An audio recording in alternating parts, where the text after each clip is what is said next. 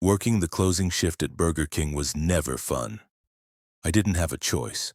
College was draining me. My bank account was in the red, and I was barely managing to keep my life together. The pay wasn't great, just enough to put gas in my beat-up '99 Honda Civic and grab the cheapest food I could afford. Most nights I clocked out around midnight. That was the worst part, standing for hours, dealing with rude customers, cleaning grease-coated counters while running on fumes. That night had been especially rough. We had gotten slammed right before closing, a mix of drunk college kids, late-night truckers, and impatient locals who didn't care that we were short-staffed.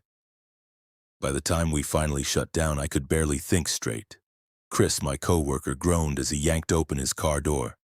"Man, I swear I'm quitting next week." Yeah, you say that every time," I smirked. Lisa, our shift manager, jingled the store keys. "We're good to go.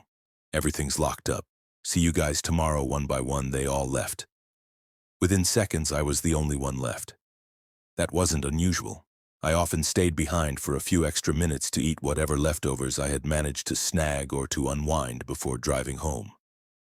But that night, something felt different. I couldn't explain it. Maybe exhaustion, maybe paranoia, or maybe something else.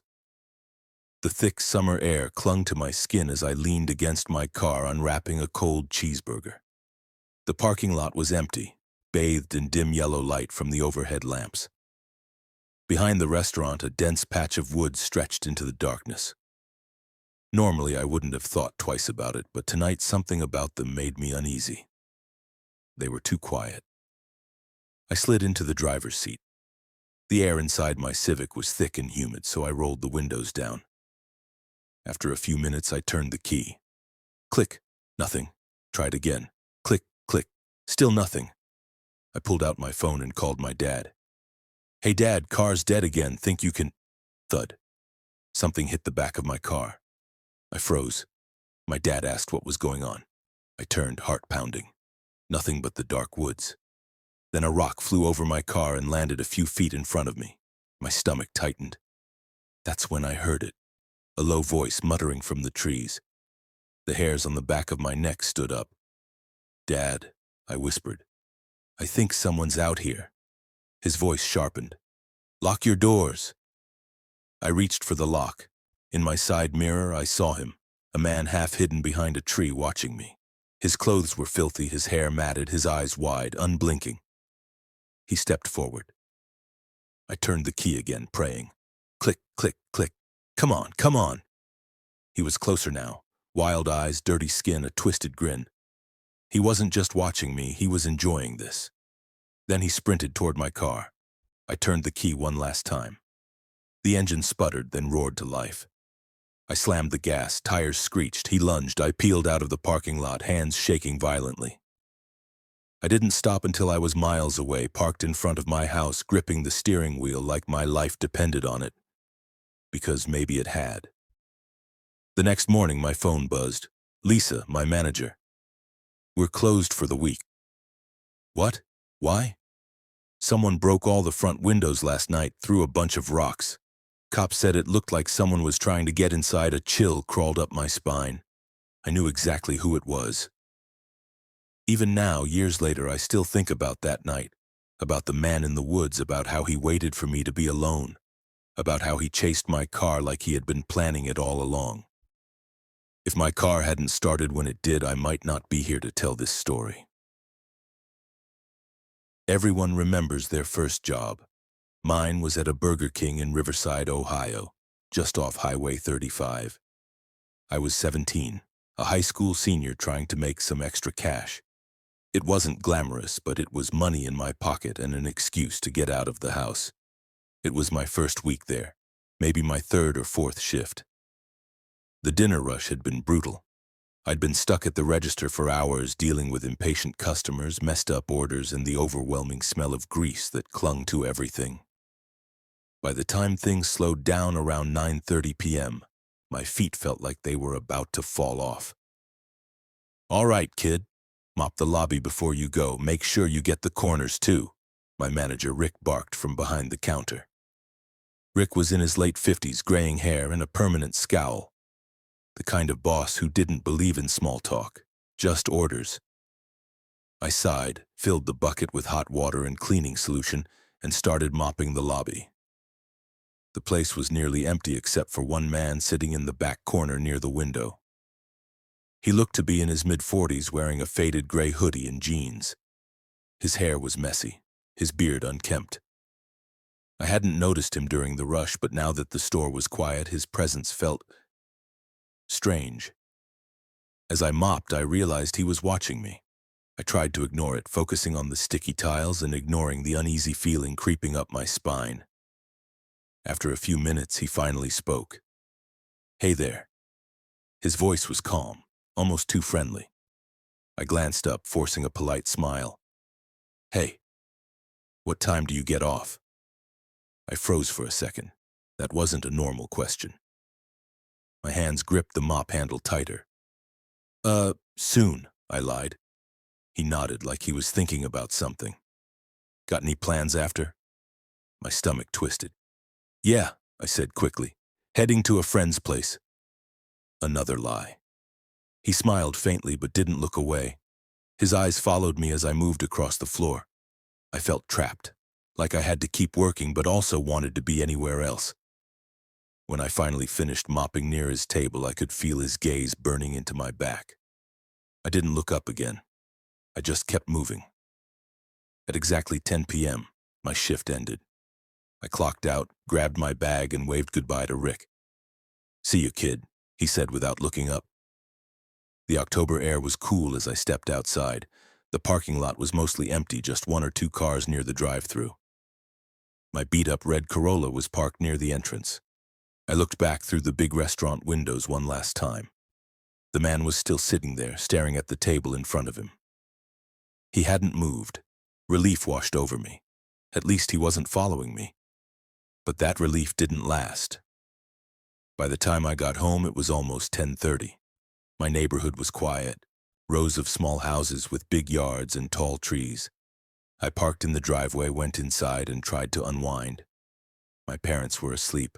My little brother Danny was still awake playing video games. "Hey, loser, how was work?" he yelled from his room. "Annoying," I muttered. I shut my bedroom door, threw my bag onto the chair, and changed into sweats. The hum of Danny's game filtered through the wall. I turned on my TV to drown it out. I was half asleep when I heard it. Tap, tap, tap. I frowned. It was soft, almost too soft to notice. Maybe it was a branch hitting the glass. Then tap, tap, tap. Number. It was deliberate. My stomach knotted. The sound was coming from my bedroom window. I turned my head slowly. The blinds were closed, but there was a shadow on the other side, a tall, human-shaped shadow. For a moment, I tried to convince myself it was nothing. Maybe it was a trick of the light. But then the shadow moved. Every muscle in my body froze. Someone was standing outside my window. My hand trembled as I reached for my phone on the nightstand. Just as I unlocked it, the tapping stopped. The shadow stayed still for a long second. Then it backed away and vanished. I could barely breathe. Then my bedroom door flew open. "What the hell are you screaming about?" Danny said, holding a controller in his hand. I hadn't realized I screamed. "There's someone outside," I whispered. He frowned, ran to the window, and yanked up the blinds. Nothing. Just the yard, empty under the yellow glow of the streetlights. "I swear to God there was a man outside," I said. Danny's face paled a little. He grabbed his old baseball bat from the closet and ran out the back door. I listened to his footsteps crunching through the grass, my heart pounding. After a minute, he came back. "Nobody's out there," he said quietly. I didn't sleep that night. The next day, my mom called the police. 2 officers came by in the afternoon, Officer Martinez and his partner. I told them about the man in the gray hoodie, how he asked weird questions, how I saw a shadow outside my window a few hours later. Officer Martinez nodded. "We'll check the cameras at Burger King. If he was there as long as you say, we'll get a good look at him." 2 days later, they called back. "We got footage you need to see," Martinez said. I went with my mom to the station. They showed us the security feed from that night. There I was, mopping. There he was, sitting in the corner. I watched myself clock out, walk out the front doors, and get into my car. Then the man stood up, exactly 1 minute after I left. He walked to the window, watching me drive off. Then he headed out the side door. There were no cameras in the parking lot, but the next clip was from a gas station a mile down the road. A dark-colored sedan pulled out of the Burger King lot right behind my car.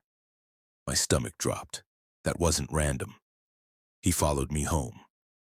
The police said they couldn't make out the license plate. There wasn't enough to track him down. They told me to stay cautious, make sure my windows and doors were locked. For weeks I couldn't sleep.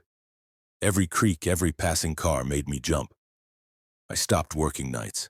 I never wanted to see that man again. But sometimes, even years later, when I close my blinds before bed, I still think about that shadow at my window. Because sometimes I swear I still hear it. Tap, tap, tap. I was exhausted. Another late-night shift had drained whatever energy I had left, and all I could think about was food. It was past 1 a.m., and I knew my options were limited. Most restaurants were closed, and I wasn't in the mood to cook. I just wanted something quick, warm, and greasy before crashing into bed.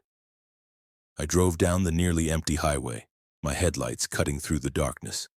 The world felt dead at that hour.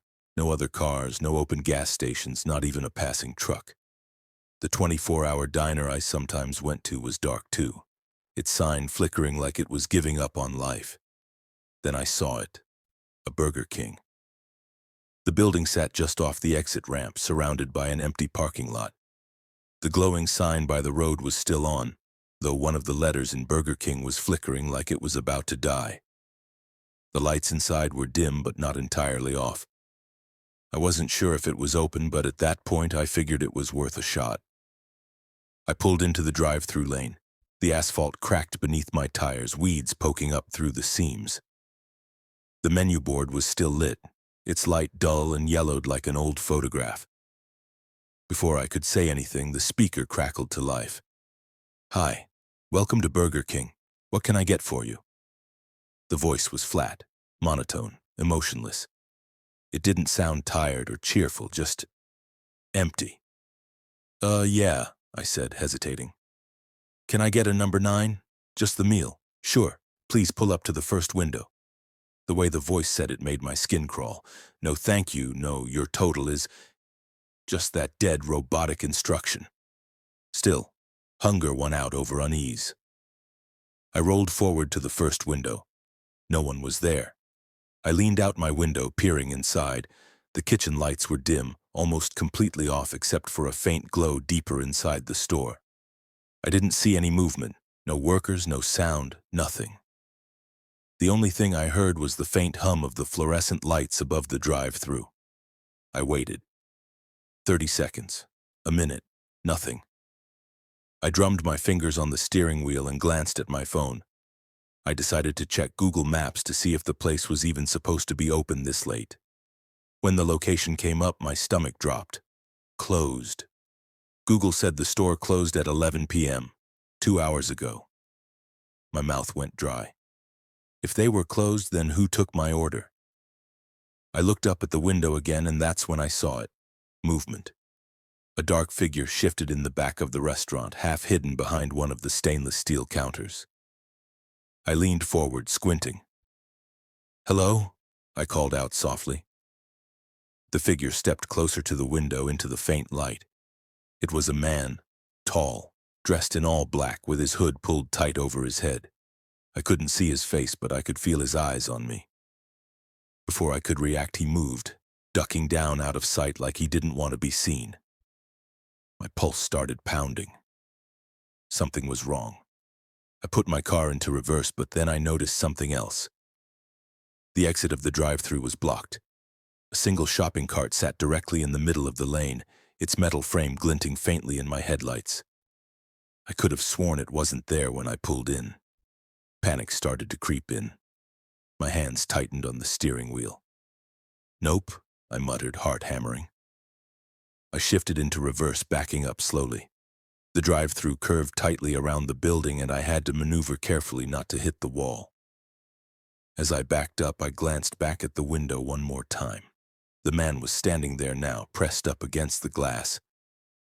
His face was hidden in the shadow of his hood, but I could see the outline of his grin. I slammed the gas pedal. The car lurched backward, tires screeching as I backed out of the lane, nearly clipping a curb. I turned sharply and sped toward the exit, not caring that the shopping cart scraped my bumper as I passed. When I finally hit the main road, I didn't stop. I didn't even look in the rearview mirror. I just drove. By the time I got home, my hands were still shaking. I locked the doors, closed every curtain, and sat on the couch with the TV on just for background noise. I didn't even eat the food I'd been craving. I couldn't. My appetite was gone. After a few minutes, curiosity got the better of me. I pulled out my phone again and opened Google Maps, scrolling down to the review section of that Burger King. Maybe someone else had seen something weird there. That's when I found it. A review posted 2 weeks ago. Do not go here late at night. Pulled into the drive-thru, someone took my order, but when I got to the window, the place was completely dark. I saw someone inside wearing a hood, drove away and never looked back. Another one posted a few days after that. Tried to get food past midnight. Guy in black hoodie was standing in the kitchen, not moving. Lights were off. Didn't look like an employee. And another. This place gives me the creeps. Looks closed, but the drive-thru speaker still works. When I said hello, someone whispered my name. I've never been there before. I stared at the screen, my stomach twisting tighter with every word. The most recent review was from the night before mine. I think someone's living inside this Burger King. Called the cops, but they didn't find anyone. The cameras inside were turned off. The next morning, I drove back. I don't even know why. Curiosity, maybe. The sun was out, the parking lot busy. Cars lined up in the drive-thru like normal. I parked, went inside, and ordered a coffee from the young woman at the counter. Hey, I said casually. You guys open late last night? She looked up, puzzled. No, we close at 11. Why? I hesitated. No reason, just wondering. But as I walked back to my car, I noticed something near the trash cans at the edge of the lot. A shopping cart, rusted, dented, and one of the wheels was bent sideways as if something had hit it hard. I stood there staring at it, that sick feeling crawling back up my throat. Because no matter how many times I told myself it was just exhaustion or paranoia, deep down I knew the truth. Someone had been there that night, someone who wasn't supposed to be. And whoever, or whatever they were, they wanted me to pull up to that window. It started with the smell. That unmistakable smoky aroma of a Burger King grill drifting through the air, even though the nearest one was supposed to be miles away. I noticed it one night on my walk home from work. The wind carried that scent, charred meat, sizzling oil, and that faint tang of ketchup and onions. It was so strong, so real, that I actually stopped walking and looked around. There were no restaurants nearby. Just an empty stretch of road lined with trees and a few old, boarded-up buildings. Still, the smell was there. I told myself it was just a trick of the wind, maybe coming from somewhere far off. But as I kept walking, the scent followed me. It got stronger the closer I got to the old strip mall that had been abandoned for years. And then, through the dark, I saw it. A faint red glow. The Burger King logo. At first I thought it was some leftover sign that had never been taken down. But as I got closer, I realized the entire restaurant, the one that had been closed since 2016, was lit up. The windows glowed a dim orange from inside, and the smell of grilled meat was overwhelming now, pouring out of the air vents like smoke. It shouldn't have been open. There were boards nailed across the doors and windows when it shut down. But that night, the boards were gone. The open sign flickered weakly in the front window. I stood there on the cracked sidewalk, just staring at it. Something deep in my gut screamed that I should leave, but curiosity is a dangerous thing. I stepped closer. Through the glass, I could see movement. Someone, or something, was behind the counter. It looked like an employee wearing the standard Burger King uniform. But their back was turned and they weren't moving like a normal person. Their motions were jerky, almost mechanical, as if every movement had to be remembered before it was done. The air inside looked thick, greasy, like smoke or steam was trapped in there. Then the employee turned. Their skin was pale. No, not pale. Gray. Their eyes were wide open, completely white, no pupils, and their face was twisted into this half-smile like they were forcing it. I froze. They raised one hand, slowly, shakily, and pointed directly at me. The lights flickered once. Then everything went black. The smell vanished, the glow disappeared, and when my eyes adjusted to the darkness again, the Burger King was gone. Completely gone. Just the old boarded-up shell, dead and empty like it had always been. I stood there for a long time, shaking. I told myself it was exhaustion, maybe some weird hallucination from stress. But the next morning I went back in daylight, and I noticed something new. The boards were still on the windows, but the nails had been pulled out, and on the glass, faint and greasy, was a single handprint. That night I tried to forget about it. I locked my doors, shut my curtains, and watched TV to drown out my thoughts. Around midnight I started to get hungry. When I opened my window for some fresh air, I smelled it again. That same smell, smoke, meat, fryer oil, seeping in from outside, and somewhere, faintly, from the distance, I heard the crackle of an intercom, and a voice calm and hollow whispering, "Welcome to Burger King. What can I get for you?" I worked at Burger King for almost 3 years during college.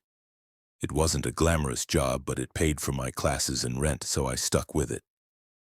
Most nights were dull, cleaning the grills, wiping tables, refilling ketchup dispensers, the usual. But there was one night that still makes me nauseous to think about. The night I met the new night manager. It was early December, a Wednesday. The snow had started to fall heavy and the roads were practically empty by midnight. We were supposed to close at 1 a.m., but around 11:30 my co-worker Mia got a text from our boss saying someone new would be coming in to supervise overnight cleaning shifts starting that week.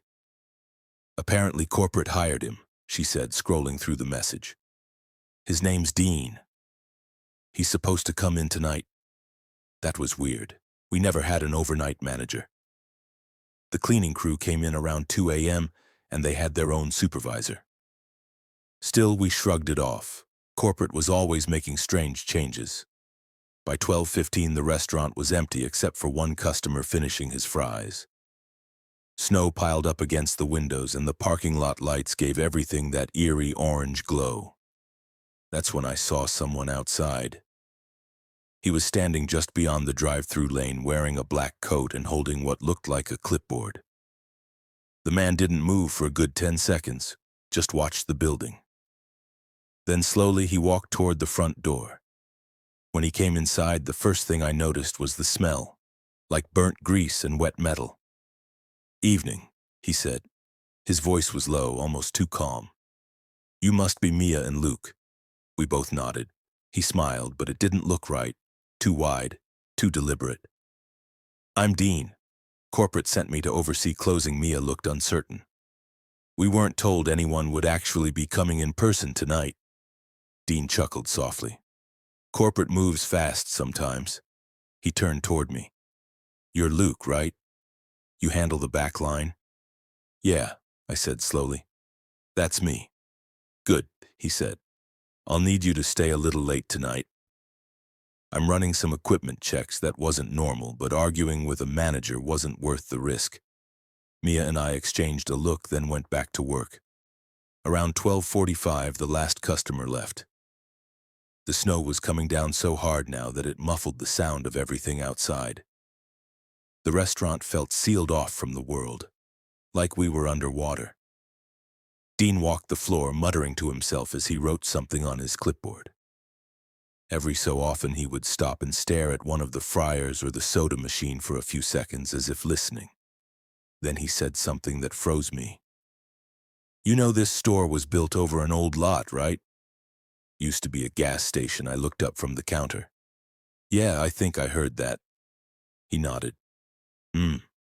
Bad fire back in the 70s. Whole place went up?" Mia frowned. "Really?" "I've never heard that before." Dean didn't respond. He just smiled again, that same too-wide smile, and went into the back storage area. About 10 minutes later, we heard the back door open. It had that heavy hydraulic creak you couldn't mistake. I assumed Dean was just taking the trash out, but when he didn't come back after a while, I started getting nervous. "Should we check?" Mia whispered. I hesitated. "Yeah, maybe." We walked toward the back. The storage area lights flickered faintly, the hum of the walk-in fridge vibrating through the floor. The back door was open, wide open, and snow had started to blow inside, covering the floor in white powder. "Dean?" I called out. No answer. We stepped outside into the narrow alley behind the restaurant. The dumpsters were buried under snow. Everything was silent except for the soft hiss of the falling flakes. Then we saw footprints. They led from the door into the snow, and then just stopped. Halfway across the alley, they vanished completely, like the person had been lifted straight off the ground. We went back inside fast. When we got to the front counter again, Dean was there, standing behind it. But he wasn't wearing his coat anymore. His black uniform shirt was soaked, streaked with something dark that looked like oil. His face was paler now, almost grayish. "Everything okay?" he asked softly. My voice shook. Where did you go?" He smiled. "Nowhere. I've always been here." Mia stepped back. "Luke, let's go." Dean tilted his head slowly. "Leaving already? We haven't finished cleaning, and it's so hard to find good help." That last part didn't sound like a joke. I grabbed Mia's arm and moved toward the door. Dean didn't move. He just watched us, his smile widening. When we stepped outside, the air felt freezing. But the weirdest part? There were no footprints behind us, not ours, not his, just untouched snow. The next morning, I came back to return my uniform. I'd made up my mind. I was done. When I walked in, our actual store manager, Terry, was there. I told her everything that happened, about Dean, about the open door, about the footprints. Her expression froze halfway through my story. Then she said, "Luke, we don't have anyone named Dean working for Burger King." "We never did." I showed her the text Mia got from corporate. She scrolled through it, frowning. "This isn't a corporate number. It's local." A week later, Mia texted me a picture. It was an old newspaper clipping she'd found online while looking up the history of our Burger King's location. In black and white print, the headline read, "Gas station fire kills manager, 2 employees in overnight blaze." Below the photo, there was a name, Dean Harper, 34, the same smile, the same face. And ever since then, sometimes, late at night, when I drive by that Burger King, I can see the lights flicker on inside. No customers, no cars. Just a tall figure in a black uniform standing behind the counter, smiling. I worked for a small security company that handled overnight monitoring for multiple fast food franchises, mostly Burger Kings, Taco Bells, and a few Dunkin' Donuts locations across Illinois. It wasn't an exciting job. You sit in a cold room with half a dozen monitors showing empty dining areas, drive-thrus, and storage rooms. If something unusual happens, you log it and alert the store manager or police. It's boring. Until the night something actually happens. That night started normally enough. Coffee, headphones, the hum of cheap security equipment. I had 3 Burger King stores on my rotation. 2 were quiet, lights off, perfectly normal. But the third one had its cameras glitching. The feed kept cutting in and out, static, black lines, distorted audio. I logged the issue and was about to email maintenance when the motion alert went off. Motion detected. Burger King number 1847. Dining room camera 2. That wasn't right. The restaurant had closed 3 hours ago. I pulled up the live feed. At first it looked empty. The faint orange glow from the streetlights spilled through the front windows, catching on the chairs stacked upside down on tables. Everything was still. Then from the far left side of the frame something moved. A shape, tall, thin, walked into view. It looked like a man in a Burger King uniform, but his body language was wrong. His movements were too slow, almost hesitant, like someone trying to remember how to walk. He stepped into the middle of the room and stood completely still for about 15 seconds. Then, without warning, he looked straight at the camera. I froze. His head tilted slightly, his mouth moving, though there was no sound. The camera's audio wasn't picking up anything except static. I checked the timestamp, 2:37 a.m. There shouldn't have been anyone there. The night manager had clocked out at 12:50. I called the on-call manager, a woman named Karen. She answered groggily. "Karen, this is Ryan from Secure Watch," I said quickly. "I'm seeing movement inside your Burger King location. Looks like an employee in uniform." Her voice sharpened. "No one should be there." "You're sure it's not a cleaner?" "No, ma'am. The cleaning crew doesn't come until 3:30. She was silent for a moment, then, "Stay on the feed." "I'll call the police," I nodded and kept my eyes glued to the screen. The figure was still there, standing in the dining area, not moving. Then suddenly the lights flickered on. The fluorescent bulbs buzzed, casting harsh light across the room, and for the first time I could see him clearly. His uniform was wrong. The logo on his shirt was an older design, one Burger King hadn't used in years. His name tag was crooked, the letters faded, but I could just make out the name, Dean. And his face, God, his face didn't look right. His skin was grayish, waxy. His eyes were wide open, pupils so dilated they looked black. And his mouth hung slightly open, like he'd forgotten how to close it. He turned his head slowly toward the front counter, then began walking again, each step stiff and uneven, like his joints weren't working right. When he reached the counter, he stopped and leaned forward, placing both hands flat on the surface. Then, with that same slow motion, he looked directly into the drive-through camera. The drive-through camera, on another feed. I hadn't noticed it until then, but one of the other monitors, the one labeled Drive Cam 1, flickered on its own.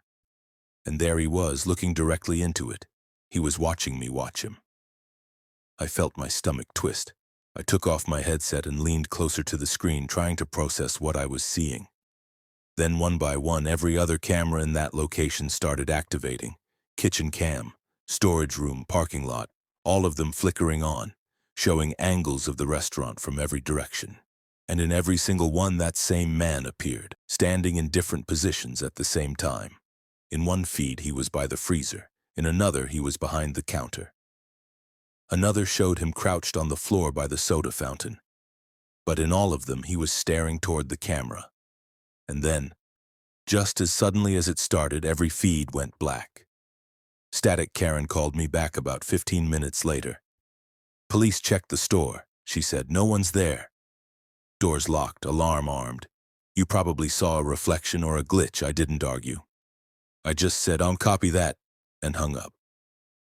But something bothered me. The timestamp on my monitor still read 2:37 a.m. No time had passed on the recorded feed since the moment the man appeared. It was like it had frozen. The next morning, my supervisor told me to make a copy of the footage to send to corporate. When I tried to export it, the video wouldn't play. It said, "Error, file corrupted, timestamp invalid." But as I stared at the corrupted thumbnail, I realized something. The still frame of the frozen video showed the man standing in the dining area. Only now he wasn't looking at the camera. He was looking slightly downward, toward me. And behind him, just barely visible in the reflection of the window, was the faint outline of another person, wearing a headset, sitting in front of a wall of monitors. 2 days later, I quit the job. The company said they couldn't fix the corrupted footage and closed the ticket. But I kept one of the screenshots saved on a flash drive. Just one frame before it all went dark. Every once in a while, late at night, I look at it again. And lately, something's changed. The reflection in the window? It's clearer now. And in that faint reflection of the control room wall, the man isn't just standing anymore, he's standing behind me. When you work in fast food long enough, you stop being scared of the usual stuff. The late-night weirdos, the drunks, even the occasional fight in the drive-thru. But what happened during my last month at Burger King still keeps me up at night. I started there in 2016 at a small location just off Route 23 outside Dayton, Ohio. It wasn't bad. The pay sucked, sure, but the people were fine. Lisa was the manager, and strict but fair, and most of us were college kids just trying to survive. The only part of the store I truly hated was the back storage area, especially the space behind the walk-in freezer. It was dark back there, always colder than it should have been, even in summer. The other workers joked that it was haunted.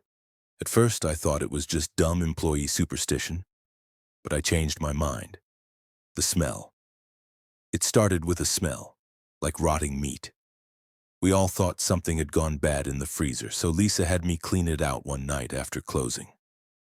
I scrubbed every shelf, tossed expired patties, wiped every inch of metal. But the smell didn't go away. When I mentioned it to Lisa, she frowned. "Check the vents behind the freezer," she said. "We've had rats before." So after the others left, I went behind the walk-in. That narrow gap between the freezer and the wall was about 2 feet wide. The fluorescent light above it flickered weakly, and the air back there was freezing cold. My breath fogged in front of me. I knelt down, expecting to find chewed wires or rat droppings. Instead, I found a vent, small, rusted, covered in grime. The smell was pouring out of it. And then I heard it. A voice. A faint, muffled whisper from somewhere behind the wall. It was too quiet to make out words, but it sounded like someone talking softly just on the other side. I froze. Every hair on my neck stood up. Then, clear as day, I heard, "Help!" I dropped the flashlight. It rolled under the freezer, beam flickering against the wall. That was all I needed. I ran. The missing employee. The next day, I told Lisa what happened. She gave me that "you've been working too much" look and brushed it off. But later that week, something strange happened. Daniel, one of the cooks, didn't show up for his shift. No call, no text. Just gone. He was one of those reliable guys, never late. After 3 days, Lisa called the police for a wellness check. They didn't find him. His car was still in his apartment parking lot, door unlocked. That same night, when I took the trash out, I heard it again. A whisper, faint, dragging, coming from the back of the building. I didn't even look. I just tossed the bag and went inside. But when I clocked out later and walked past the freezer, the smell was back, worse than before. And there, written in the dust on the metal freezer door, was a single word. HELP. The power outage. A week later, we had a power outage right before closing. The emergency lights kicked on, bathing everything in red. It was just me, Lisa, and another worker named Chris. We waited in the dining room while Lisa tried to get the generator going.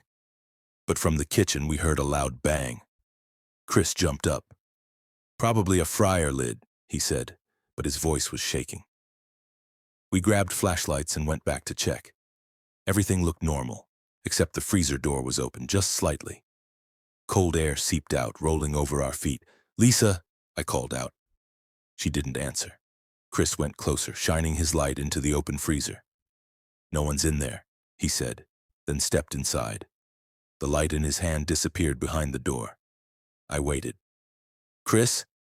Nothing. The door swung shut. I ran to it and pulled, but it was locked, and from the inside, I started pounding. "Chris, open it!" Then I heard him scream, a sharp, guttural sound that didn't even sound human. It was cut off in less than 2 seconds. Then silence. Lisa came running back with a flashlight, shouting my name. We tried everything, and pulling, yanking, even hitting the emergency release lever. It wouldn't budge. Then suddenly it opened, and the freezer was empty. No Chris, no footprints, just frost forming in the shape of a handprint on the floor. The cops came. We told them what happened. They searched the freezer, the back room, even the woods behind the restaurant. Nothing. They said Chris must have walked out in the dark and gotten lost, but that made no sense. His car keys were still in his locker. After that, Burger King corporate shut the location down for inspection. They never reopened it.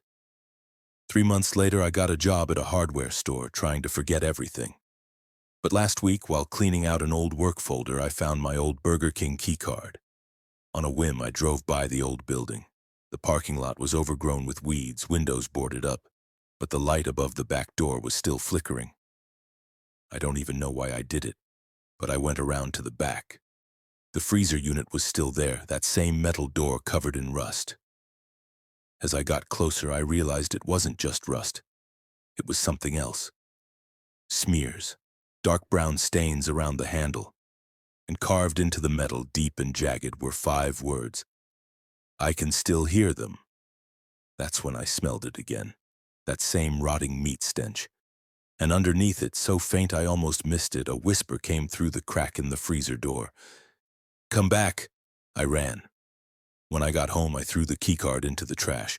But last night I woke up around 3 a.m. There was a faint hum coming from my kitchen, like a refrigerator running. When I checked, everything was silent. But on the fogged-up surface of my own fridge door, written in a shaky finger-traced line, was a single word. "Help."